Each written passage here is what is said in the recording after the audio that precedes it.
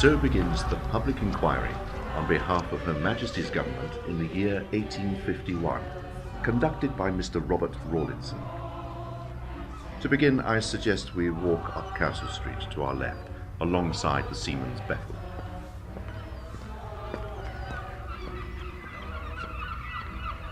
Many of the back streets of Plymouth are narrow, crooked and steep, with, as you can see beneath your feet, a wide jointed rough pavement and a dirty surface channel down the centre.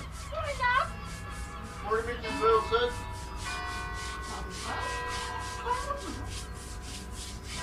Like I dropped his beer on me step, didn't he?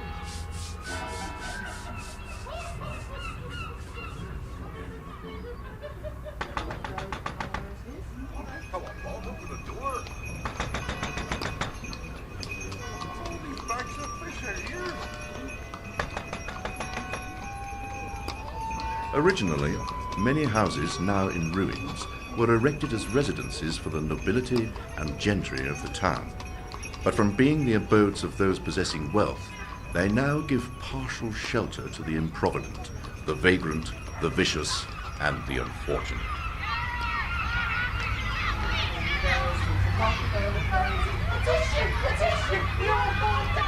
Now, if you stop where the cobbles end and look up the street, can you see the building with the tower?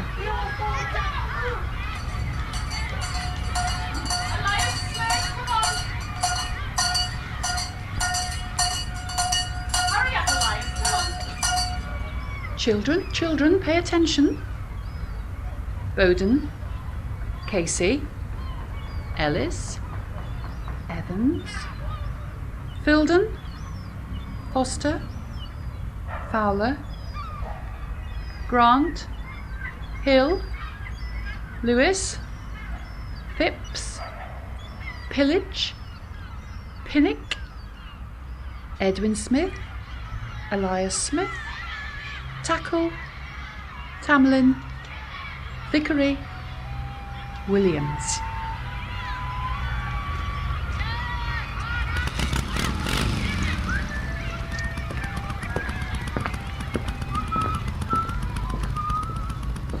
From where you're standing, look at these flats to the left.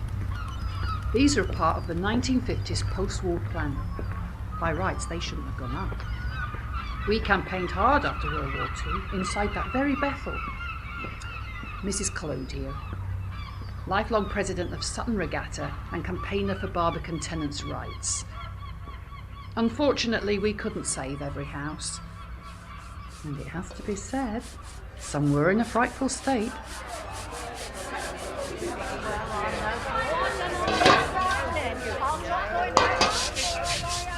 Out of these streets, covered passages lead into still narrower, dirtier and more crowded courts. Moving along, we should be walking through the covered passage to our left and into the courtyard and beyond, to the foot of the exterior staircase. Imagine these appalling conditions. One privy serves the whole court, and this is usually filthy. The cesspool full and the refuse stagnant over the surface.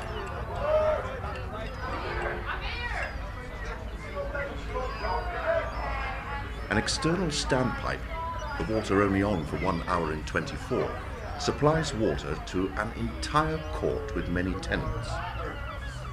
In some parts, such as the area you are now standing, the ground rises abruptly and slippery, half-worn limestone steps lead to houses more ruinous and more crowded. We are the Barbican boys.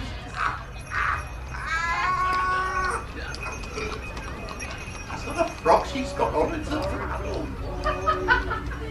Oscar, what's next week better? What are you going to? Get me a loaf of bread down at Jackers? Not that crusty stuff, I'll just suck out the soft bits. Ladies and gentlemen, the ground is very steep here. Please make your way up the steps and take care. They can be slippy. Those who have no choice but to remain here are now living in slum conditions. These houses have not been attended to for 20 years, and the blame lays with the landlords themselves and the city of Plymouth. In short, Plymouth ranks one of the unhealthiest towns of Great Britain. The streets inhabited by the poor are narrow, the courts are confined, and the houses and room tenements overcrowded. Water supplies are defective and impure, sewers are limited, and some faulty privy accommodation deficient. Look at this inn on your left, ladies and gentlemen. A Fisherman's Arms. Let's move around to the front.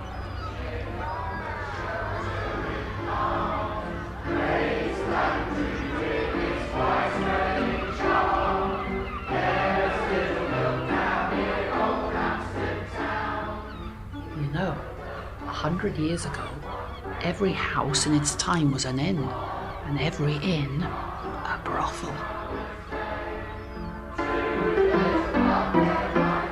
My dear lady, beer houses do not require a license and are not controlled. To be truthful, anyone can set one up if you have 2 guineas. Watch out, Dad, it's not Reverend Bob! I, Reverend of this parish since 1851. Beer houses swarm in Plymouth and are the curse of the town, with scenes inside of everything degrading to human nature. I believe that the Lord hath requested of me to deliver these unfortunate people of my parish from the sins of these accursed houses.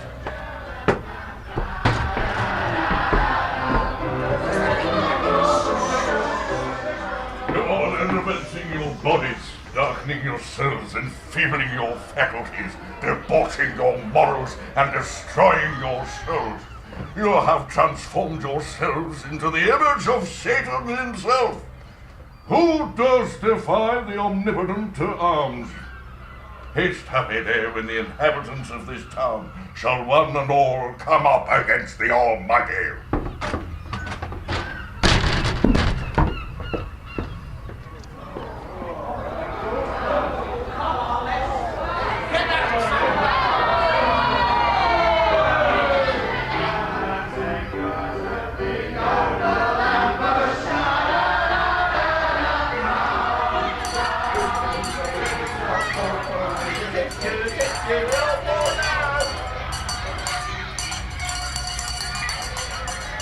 Move along now, children. Can you see the water ahead of you? Let us walk through the passageway beneath these flats and onto the cobbled road.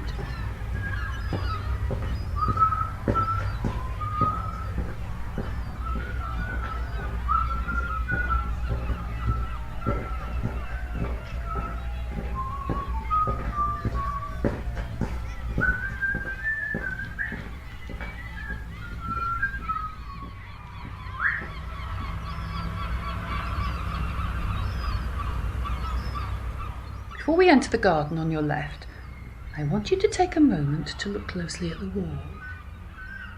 Castle Street was named after the castle that was built in the 14th century to safeguard the harbour. But unfortunately, when the citadel was built, it became out of favour and was demolished. And this is all that remains of the turret. One at a time, step through the gate and into the garden.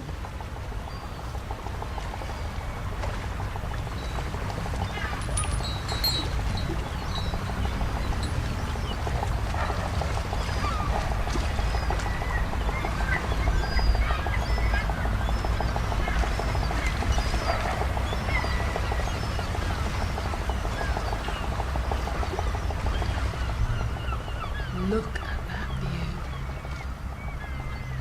William, what do you think you're doing? I don't think Alice appreciates being pulled around like a rag doll. What on earth would your mother think?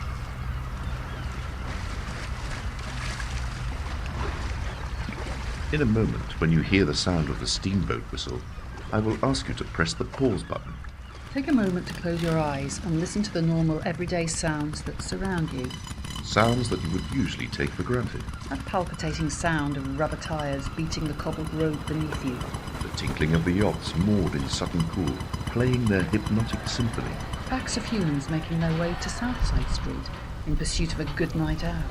the sound of the wind whipping the flags on the Mayflower Steps. Or could it be the air beaten by the forceful wings of a banshee as she scours the shore for a vulnerable soul? Or perhaps the breeze is simply rustling the leaves in the bushes that surround you. With your eyes shut, take some time to draw the air in through your nostrils. Is it damp? Can that really be fish and chips you smell? Can you taste it? Could it be playing tricks on your senses? Is it actually the salt in the air carried up by the sea breeze that you can taste?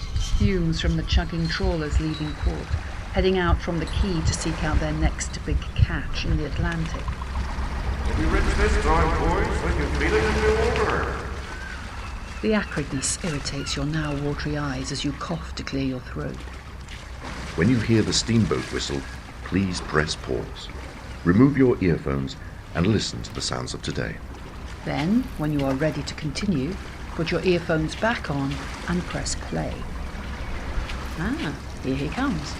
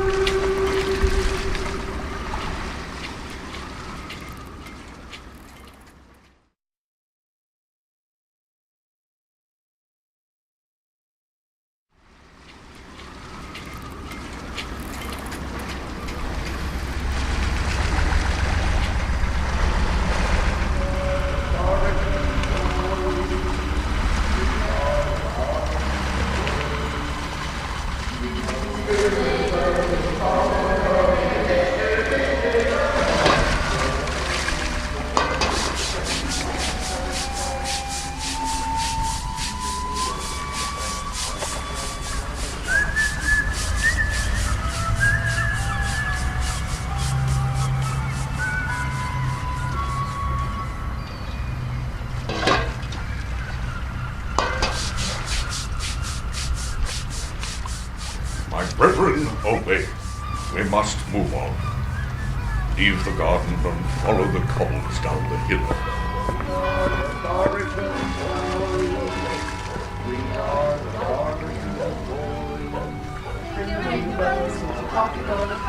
Petition! Petition! The old board down!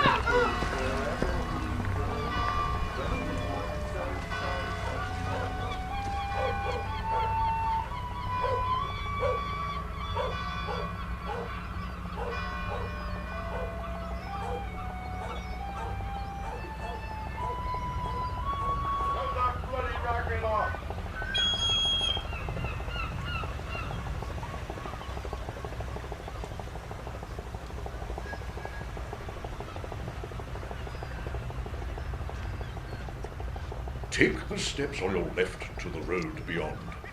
At the foot of the steps, turn left again and keep walking down the pathway toward the ale house, known as the Admiral McBride.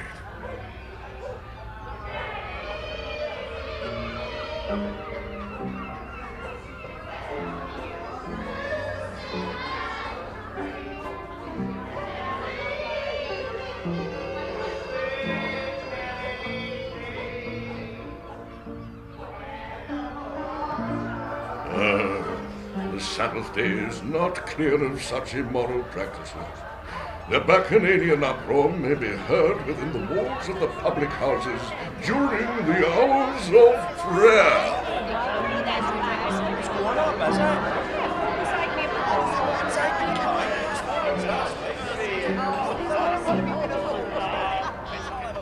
We had Lord Cornwallis, the Hood's Defence, the Rising Sun.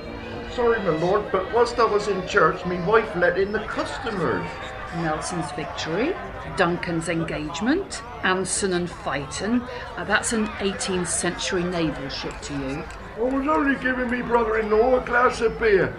We had walked all the way from Devonport with a friend and needed refreshment. The Strap and Block, that's named after a naval punishment. Salvador del Mundo, that was a Spanish ship captured by Admiral Collingwood. My son was sick, sir, and two of his shipmates came to visit him. I thought that members of the forces were exempt from that law, sir. The Welcome Home Sailor, the Fountain, Old Somerset, Waterman, and the 17 Stars. Sorry, but my clock had stopped, and I didn't realise that it was the hours of divine service. My I've heard every excuse before, but none will wash with me, and they certainly will not be of help to you all on Judgment Day. To the right of the Admiral McBride is the Seaman's Bethel. Take a moment, if you will, to look at this beautiful building. She is my ship of hope to all those souls cast adrift in the sea of oblivion that surrounds it. I pray that I can save all those who flounder on the wave to damnation. To the right, I see a tunnel with a well-trodden flight of steps leading up to the Castle Street. Except people from around here don't call it that. They call it Damnation Alley. Yes, how very apt indeed.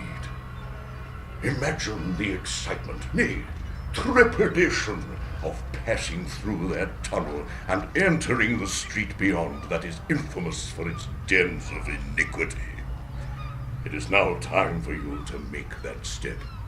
Be brave and climb those well-worn stones to the top. Make your way to the Bethel entrance on your left. May the sound of the congregation within give you the strength to make this final journey.